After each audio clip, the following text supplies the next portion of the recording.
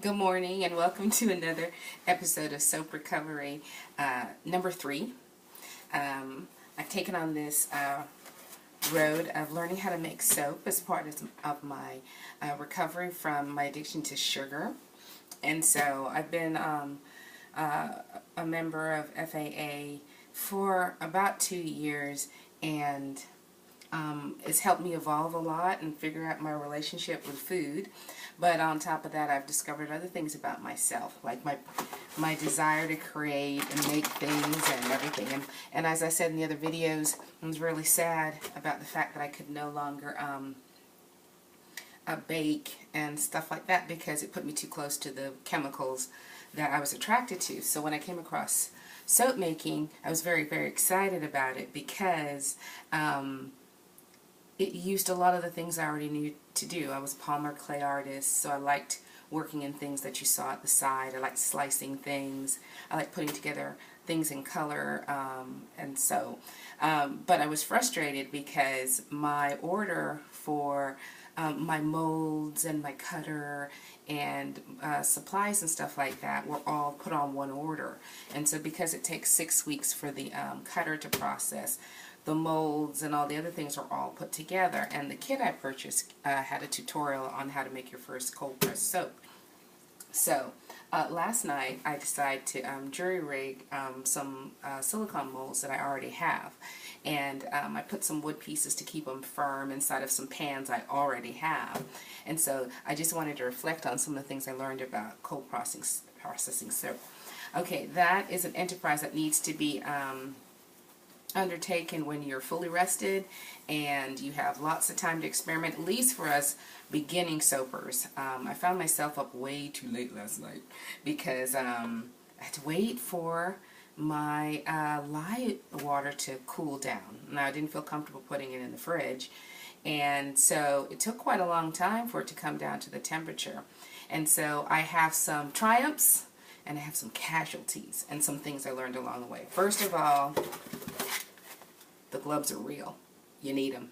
Alright? I think I got myself a small chemical burn, like maybe right here. I flushed it with water immediately. I don't know where it came from, but I think I was wearing my goggles exactly where you see them right now, rather than on my face where they needed to be, because I was not dealing with the lye water. I was working on something else. Another thing, do not work on 2 processes at the same time. I'm such a multitasker, so I had to bring myself back and say, look, cold processing soap, that's something you're going to have to do at one time. You cannot have melt and pour and embeds and all these things going on when you're processing your soap for the first time. You're not an expert, so that's something I learned and something very valuable in my recovery, about learning about myself and how to make my life happier. One of the things is really happy about making soap. It really delights me. The scents, the combining things together, but I forgot.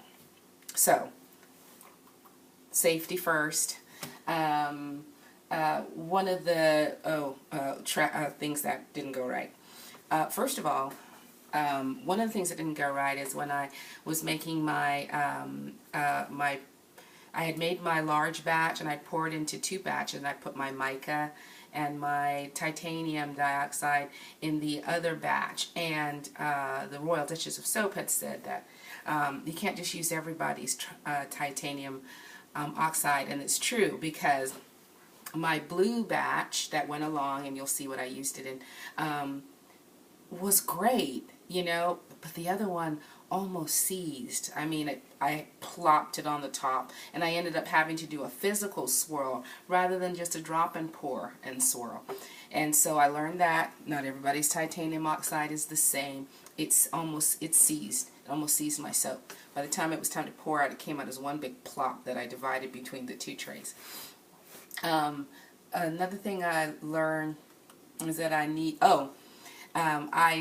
you need to be careful when, not careful, but you need to be aware that you are adding, how you're adding your oils and such, because I believe I super fatted my piping, because I was wondering, it's so hard to wash out of my piping tubes and everything. I believe I put 2 sets of castor oil things in there. And so, so that was really interesting. And so, but it piped really nicely. Nothing felt as good as when I piped the soap after I had swirled and everything like that. And so some of the casualties, my thermometer, I believe, I think it fell in the oil mixture maybe, because it doesn't work today. Alright, so I have to go back to my glass one. And so some of the triumphs. Hold on.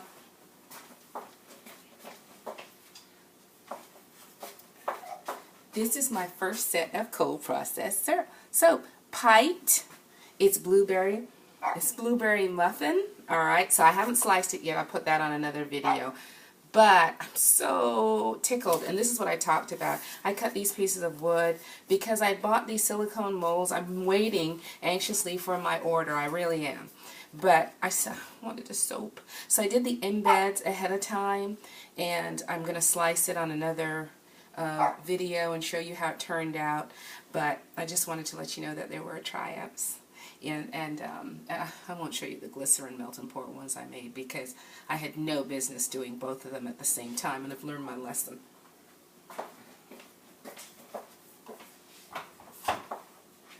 Alrighty, so I'll keep you posted when I cut.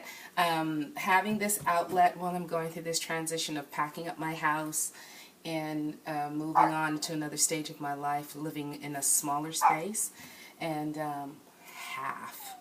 we have a lot of stuff in here. 15 years is a long time to live somewhere. So I hope this helps. This helped, and I hope you continue the journey with me. Thank you.